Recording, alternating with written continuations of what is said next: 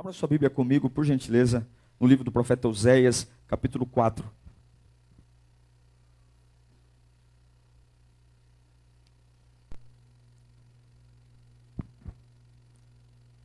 Vou esperar que os irmãos retornem. Livro do profeta Oséias, capítulo 4.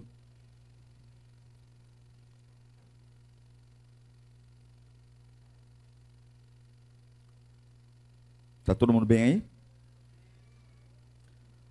O texto diz, olha que texto importante. Isso, vamos nos acomodar. O texto diz, o meu povo, ele foi destruído, não é por causa do capeta, por causa de macumba, por causa da Jezabel. O meu povo foi destruído por falta de conhecimento. Abre aspas. Aqui vem a literalidade do texto. Deus falando diretamente, sem alguém dizer, ele falando. Uma vez que vocês rejeitaram o conhecimento, eu também os rejeito como meus sacerdotes. Uma vez que vocês ignoraram a lei do seu Deus, olha isso, eu também ignorarei seus filhos. Ele está dizendo, eu não tenho compromisso com a tua geração.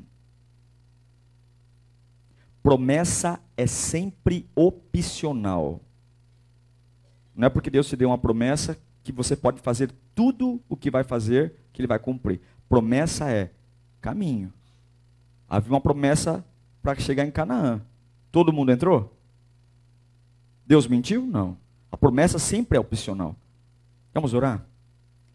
Senhor, fala conosco nessa manhã. Te damos graça, a gente tem um tempo curto, mas não improdutivo. Será muito produtivo. O Senhor vai falar conosco e nos avivar aqui, em nome de Jesus. Eu tenho a certeza que todo problema é um problema de falta de sabedoria. Quem está enroscado aqui é falta de sabedoria. Não é capeta, é falta de conhecimento. E quem está saindo do enrosco é a adição de sabedoria. Todo problema é um problema de sabedoria e toda solução vem de sabedoria. Então conhecer como Deus funciona, conhecer como Deus faz as coisas, tira de mim a capacidade de ser muitas vezes um tonto. Uma pessoa que está dando glória a Deus porque o diabo está fazendo alguma coisa e está clamando misericórdia porque Deus está fazendo. Há um texto que revela como Deus trabalha. Um texto lindo, João capítulo 15, versículo 1 e 2. Jesus diz, eu sou a videira verdadeira. Se ele fala verdadeira, é porque existem as falsas. Eu sou a videira verdadeira. O meu pai, Deus, é o lavrador. Todo ramo que estando em mim, que não dá fruto, ele corta. E todo o que dá fruto, ele faz o quê? Ele poda. Para que produza ainda? Então, ele está dizendo que dentro de um vinhedo, vai existir dor. Vai ter dor, porque alguns não fizeram nada. E por não fazerem nada, ele vai lá e corta. E vai ter uma dor, porque a pessoa fez um bom trabalho. Ela produziu. E ainda assim, ela vai passar por uma poda. Ele está dizendo que no vinhedo existem os cortes e existem as podas. O agricultor, ele observa anualmente o seu campo, o ramo da videira e as partes da videira que ele julga terem potencial para num futuro produzirem mais, ele vai e poda. As áreas e os ramos e os galhos da videira que ele entende que podem chegar mais longe, ele poda. A dor pode parecer igual, sinônimos, porque para o ramo é tesourada.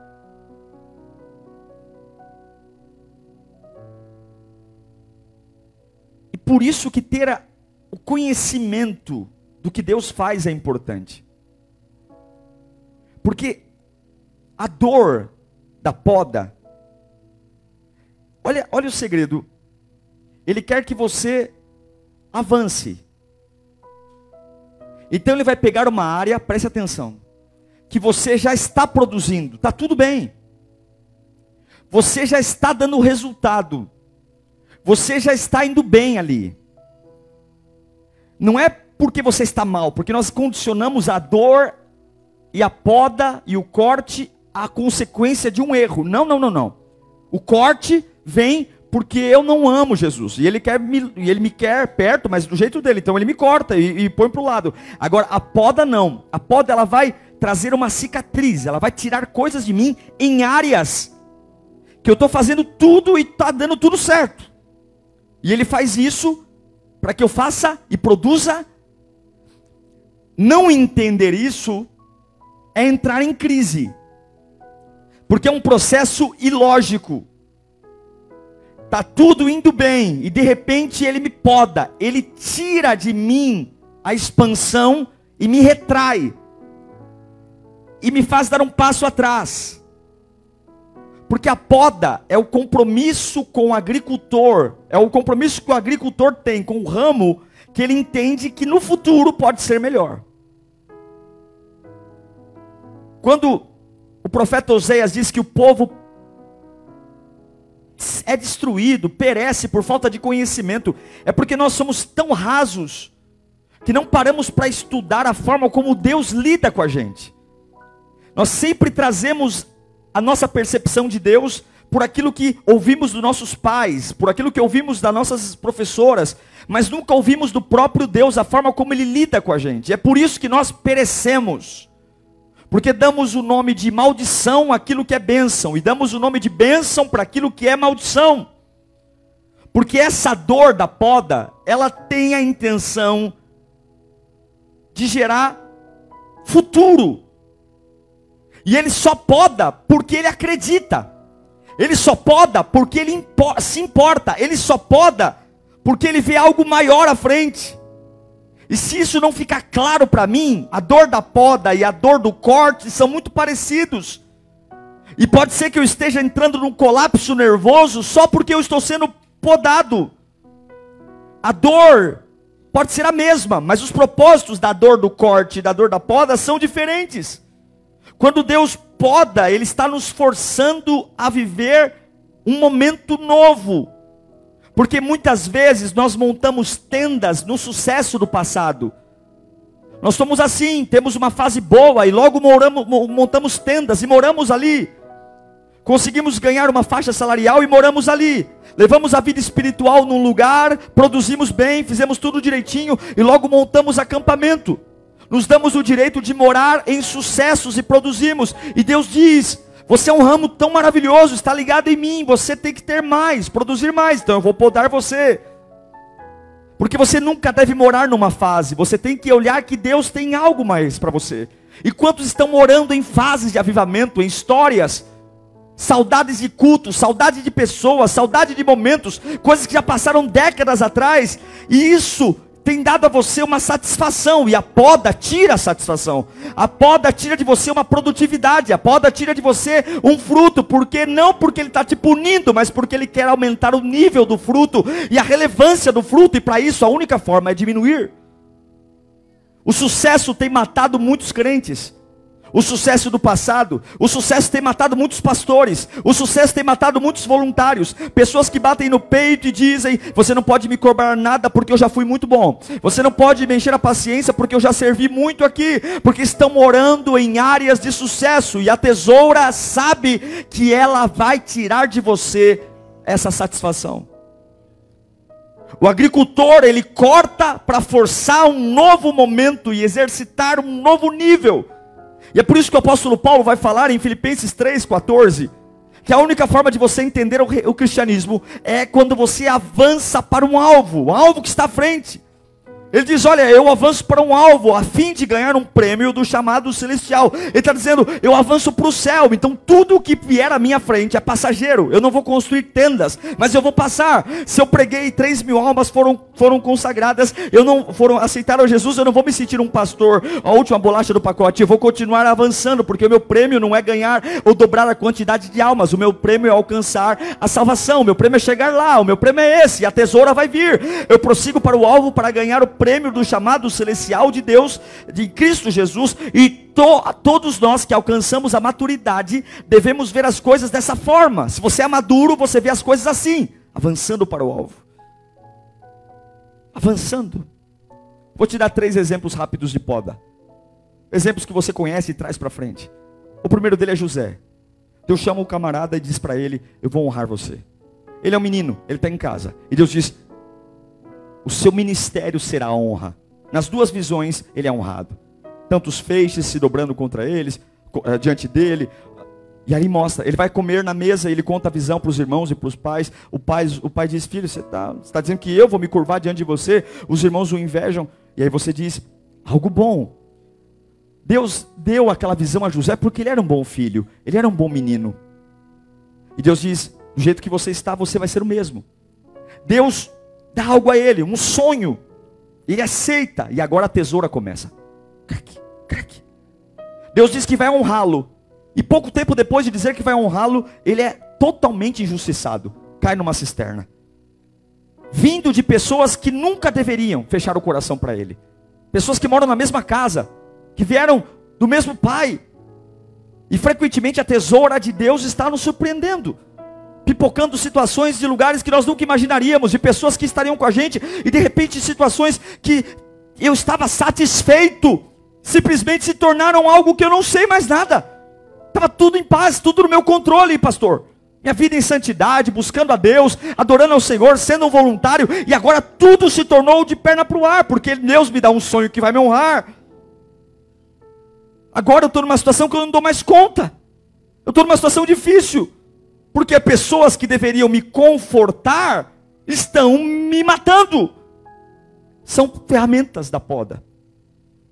Pessoas e lugares que até então te abraçavam, agora te expulsam. Lugares que até então eram confortáveis para você, se tornam lugares que você não encaixa. É a tesoura.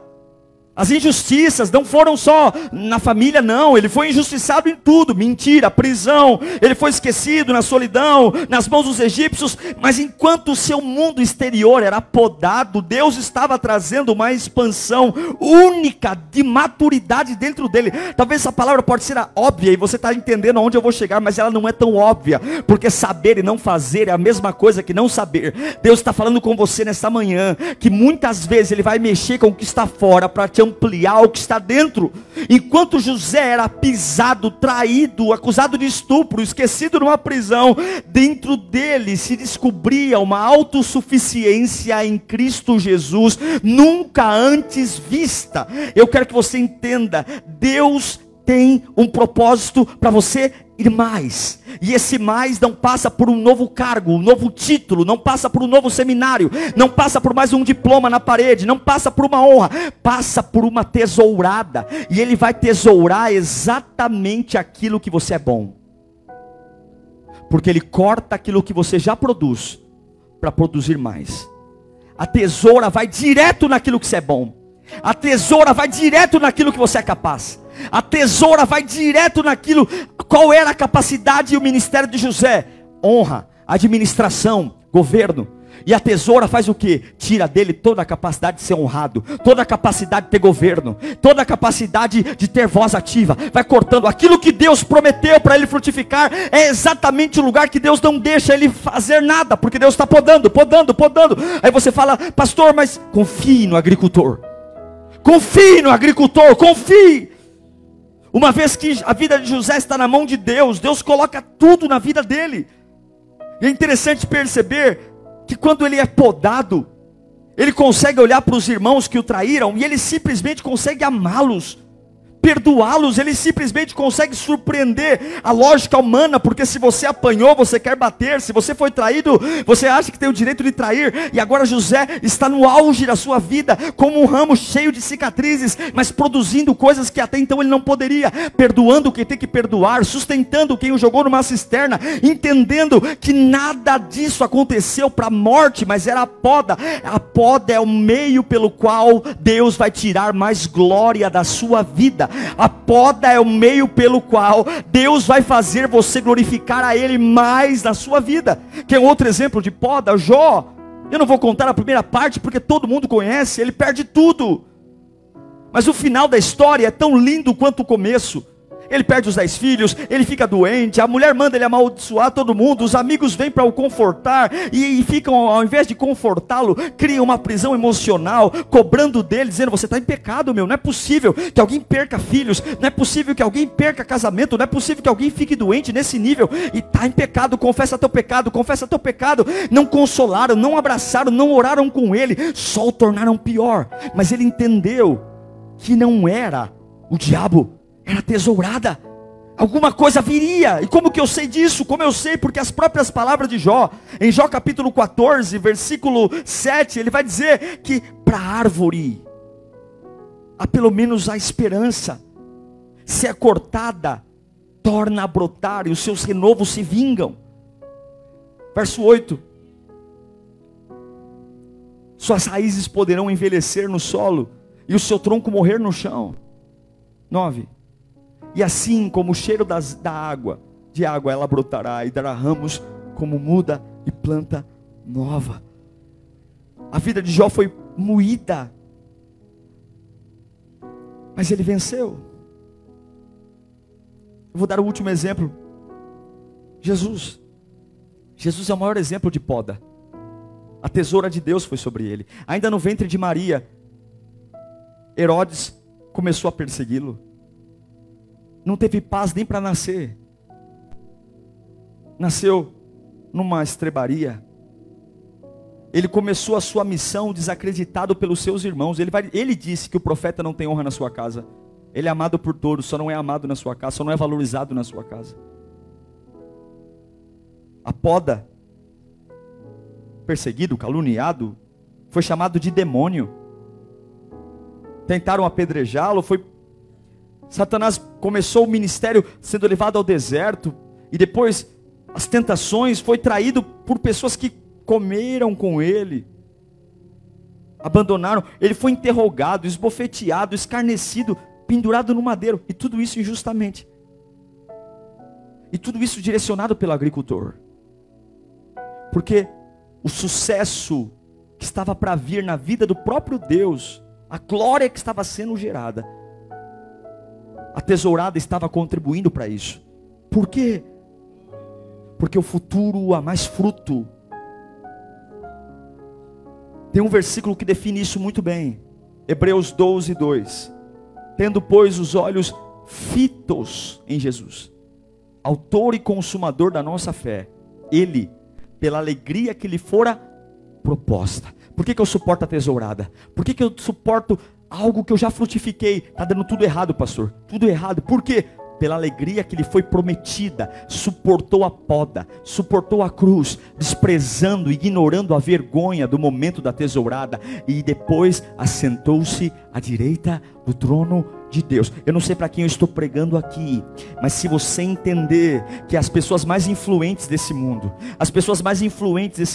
talvez não morreram com casa, carro, dinheiro. Dos 12 discípulos, 10 morreram mártires e 1 morreu no exílio. Se você entender que esses homens não morreram com patrimônio, não morreram com dinheiro, se você entender que evangelho não é vida boa, mas evangelho é vida nova, você vai entender que a tesoura nunca vai destruir a essência da sua vida, porque um ramo cortado está perdido, mas um ramo podado, ele diminui, ele tem cicatrizes, mas ele está ligado à videira. Há uma vide correndo por você. Eu não sei se você está entendendo, mas aquilo que você produziu não não tem nada a ver com aquilo que Deus ainda pode te levar. E a única forma que Ele tem para um ramo gerar algo maior é pegando a área que você se acha bom, a área que você já produziu, e Ele vai tirar essa tenda, esse acampamento que você montou, porque o nível que você está só glorifica você. Ele quer levar você num novo nível, então Ele vai tesourar, Ele vai tesourar. Então não se surpreenda se algumas coisas que você tinha habilidade para fazer, agora não consegue mais. Não se surpreenda se algumas coisas que sempre deram certo, e você sempre dominou, sempre teve orgulho pessoal e satisfação, agora é tudo tão difícil,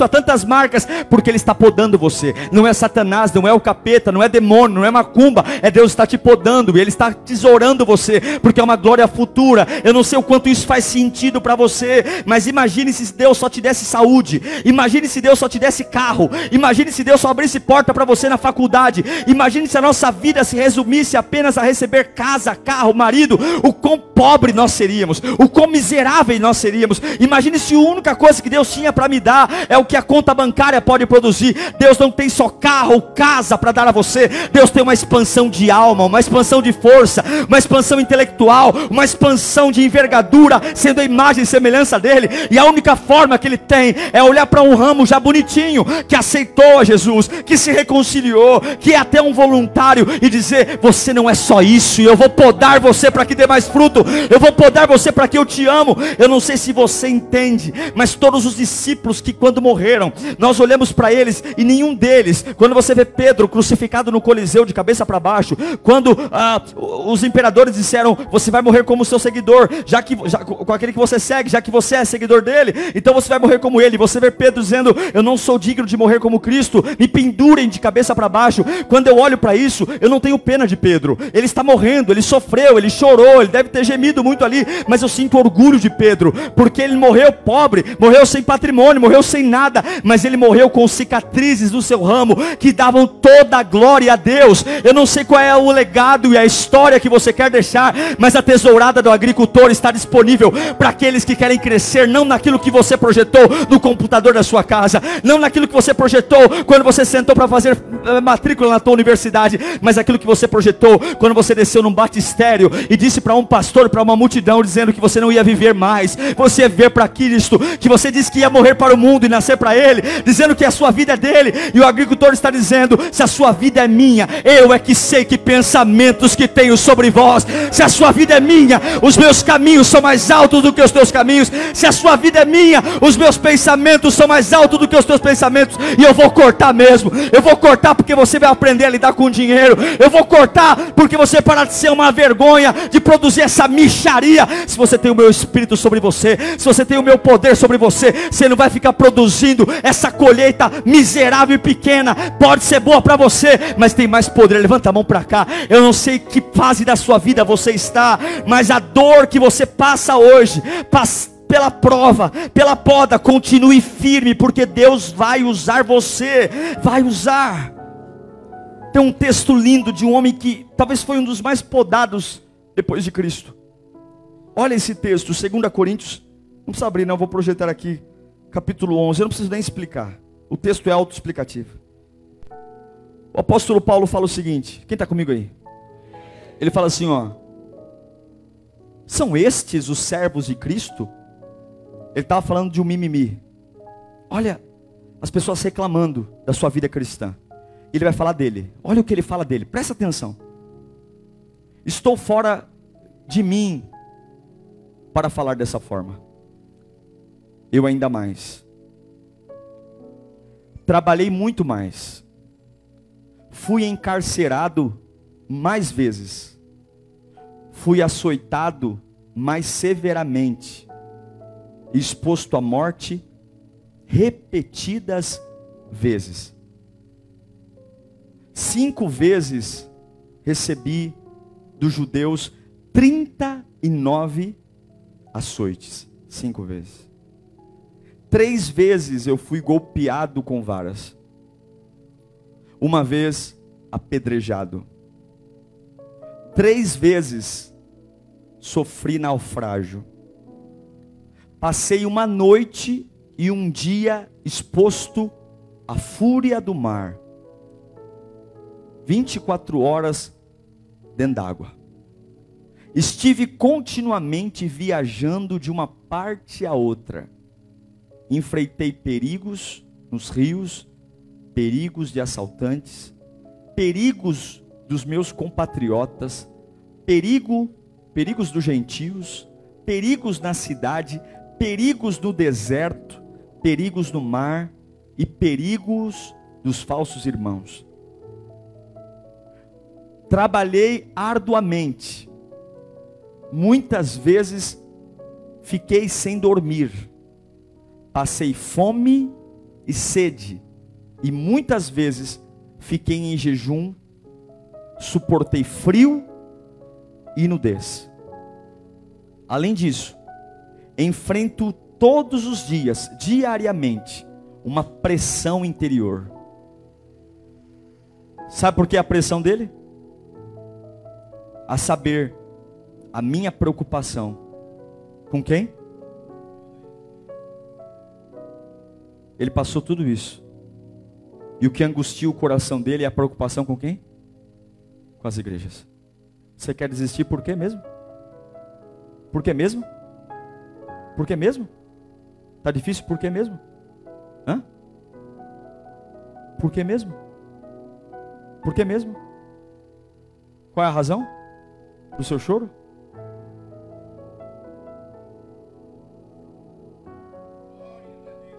Repita comigo: o evangelho não é vida boa, é vida nova. Agora, uma vez que Deus te poda, Ele vai te levar para um lugar seguro. Você vai permanecer quietinho diante da tesoura. É como José no final, em Gênesis 50, 20, ele recebe os irmãos e ele fala: olha, vocês planejaram mal contra mim, mas Deus o tornou em bem, para que hoje a vida de vocês fosse preservada e a vida de muitos. É o Jó, que olha para os amigos que não entendem a tesourada nele, fala: você está em pecado. E lá em Jó 42:10, ele ora pelos seus amigos. Depois que ele orou por aqueles que eram indiferentes, o Senhor tornou novamente próspero. Ele deu igual? Deu tudo, hein? Porque a colheita sempre é maior, tudo em dobro do que tinha antes. Agora eu encerro falando algo a você. Como identificar a poda? Como saber se eu estou sendo podado? Tem muitos sofrimentos que não são poda. Tem muitos sofrimentos que são consequências de pecado. E aí, eu tenho que me converter. A primeira coisa que diz que é uma poda na sua vida. A primeira. Essa dor é claramente injusta. É imerecida. É uma dor. Você sabe quando está sendo podado, quando você não fez nada para merecer aquilo. E chegou. Ele poda aquela que está dando fruto, para dar mais fruto. A característica inicial da poda, ela não tem relação nenhuma com o meu comportamento. Ela tem tudo com o sonho do agricultor. Ele chega e poda. Todas as áreas da sua vida que estão passando por ataques ou por dores, e você faz um raio-x em você, você fala: eu não sei porque isso não aconteceu, eu não fiz nada, eu estou buscando a Deus. Dê glória a Deus porque você está sendo podado. Está sendo podado. A segunda característica de uma poda: toda poda, ela não é acompanhada de explicações. O agricultor, ele não explica para o ramo o porquê está cortando, porquê está podando. Ele simplesmente vai lá e decide. Portanto, fique em silêncio. Quando você identificar uma área da sua vida que está sendo podada, ministerial, pessoal, familiar, quando você entender que alguma área da sua vida Deus está podando, fique em silêncio. Evite ficar pedindo explicações. Evite ficar tentando pedir a Deus que te dê relatórios do que Ele está fazendo. Fique em silêncio, porque o agricultor, ele não explica para o ramo o que ele está fazendo. Ele simplesmente sabe o que está fazendo, porque as intenções já estão no coração do agricultor. Ele apenas poda. E por último, se você está sendo podado, a poda sempre será acompanhada de uma paz que excede o entendimento. Tudo aquilo que você não conseguir entender, a sua alma vai saber que esse nível de dor vai ser administrado por um nível de paz. Essa palavra foi uma das palavras mais simples que Deus me deu. Eu cheguei em casa ontem e me lembrei de uma situação. Uma situação que aparentemente foi uma tristeza. E eu falei tantas bobagens sobre essa situação. De dor, de mágoa, de tristeza, percas financeiras. E eu entendi que hoje uma das áreas que eu mais tenho habilidade é exatamente essa área que, alguns anos atrás, Deus me fez me sentir um lixo. Uma das áreas que eu mais tenho habilidade de conversar, de falar, de pensar. E eu me surpreendo muitas vezes comigo mesmo, quando abro a boca para falar e saem palavras que nem eu mesmo, não sei se você já passou por isso, você fala, meu Deus, como é que eu pude fazer esse raciocínio? Mas porque o meu galho tem marcas. Quando eu olho para ele, eu vejo que tem as cicatrizes da tesoura do agricultor. Você não tem noção do que está no coração do agricultor. Então, quando a dor chegar e não tiver razão, aceite-a como poda. Fique em silêncio.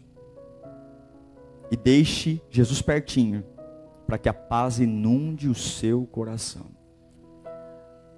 Você vai ser especialista das áreas que a tesoura tocar.